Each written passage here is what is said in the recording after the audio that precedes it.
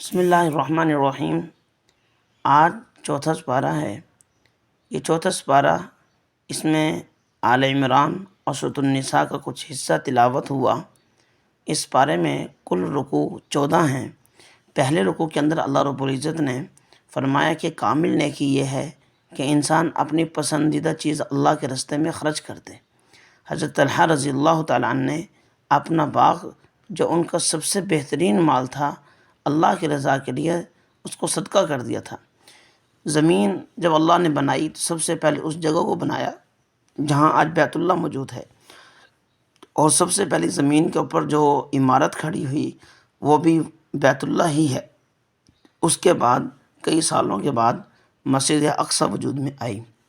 دوسرے رکوع میں اور تیسرے رکوع میں سب سے پہلے اللہ رب العزت نے اتحاد و اتفاق کی اہمیت کو بیان فرمایا، اور اس کے بعد دعوت و تبلیغ، اس کی اہمیت کو واضح فرمایا، اور فرمایا کہ دعوت و تبلیغ کی برکت سے اس کام کے کرنے پہ یہ امت بہترین امت ہے، اور اس امت کو خیر امت کا لقب مل گیا۔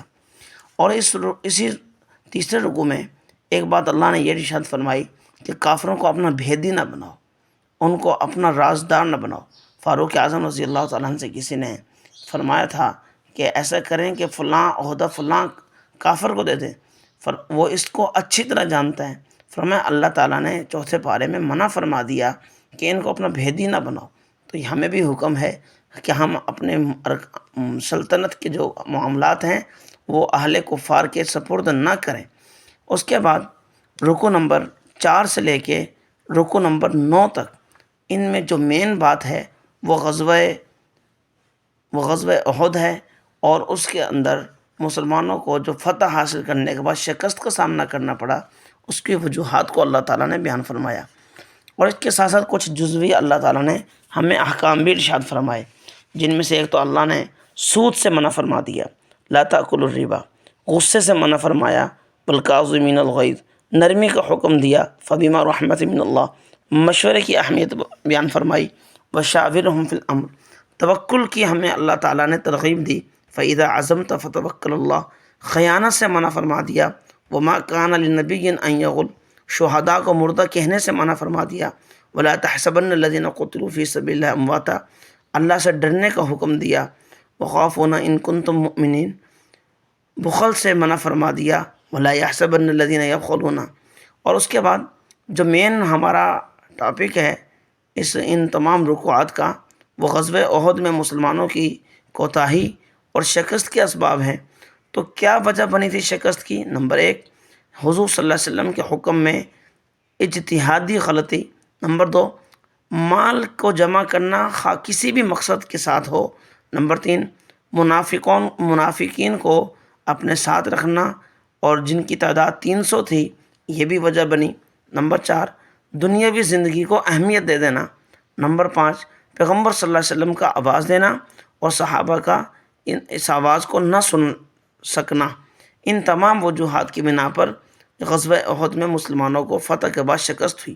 ہو سکتا ہے کسی کے دل میں ہو صحابہ نے بہت بڑی غلطی کی، تو اللہ تعالیٰ نے 2 دفعہ فرما دیا، وَلَقَدْ عَفَا اللَّهُ عَنْهُمْ، کہ اللہ نے ان کے اس خطا کو معاف فرما دیا۔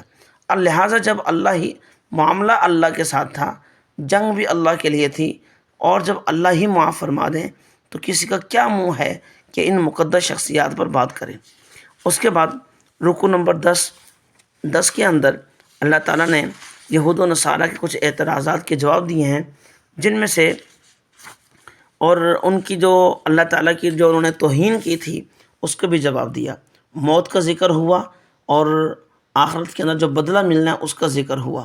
اہل کتاب سے کہا گیا ہے اگر تم حق گوئی اور تم صحیح طریقے سے کام کرو گے تو تم سے ہم اچھا وعدہ کرتے ہیں۔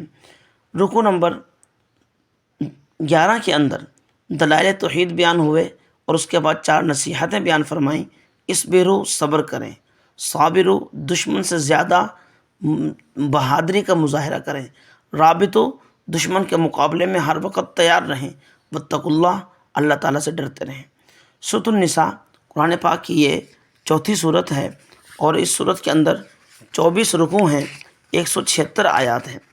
یہ جو سورۃ النساء ہے، نساء کا معنی عورتیں، اس سورت کے اندر اللہ تعالیٰ نے عورتوں کے حقوق کو بیان فرمایا. اسی مناسبت سے سورت کا نام سورۃ النساء رکھا گیا.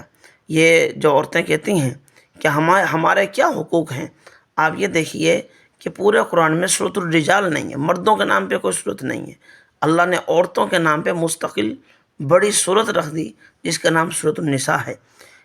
اب اس زمانہ جاہلیت کے اندر عورتوں پہ طرح طرح کا ظلم تھا. عورت نکاح کرنے میں بالکل اپنا اختیار نہیں استعمال کر سکتی تھی، اسلام نے اس کو اختیار دیا ہے. نمبر 2، بے شمار عورتوں سے نکاح کیا جاتا تھا اور عورتیں پابند رہتی، ان کے ساتھ مساوات نہیں تھی، برابری نہیں تھی. تو اسلام نے آ کے ان کو تمام حقوق عطا فرمائے. تیسرا یہ ہے کہ جب کوئی آدمی فوت ہو جاتا ہے، اس کی اولاد اپنی ماں کو باپ کی وراثت سمجھ کے تقسیم کیا کرتے تھے اور بڑا بیٹا نکاح کیا کرتا تھا. اسی طرح وراثت میں ان کو حصہ نہیں ملتا. اللہ رب العزت نے اس صورت کے دوسرے رکوع میں عورت ماں ہو، بہن ہو، بیٹی ہو، بیوی ہو، ان کے حقوق کو بیان فرمایا.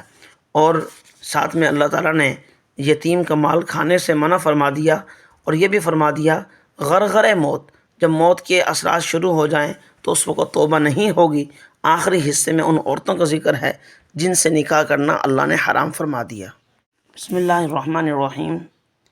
آج چوتھا سپارہ ہے. یہ چوتھا سپارہ، اس میں آل عمران اور سورۃ النساء کا کچھ حصہ تلاوت ہوا. اس پارے میں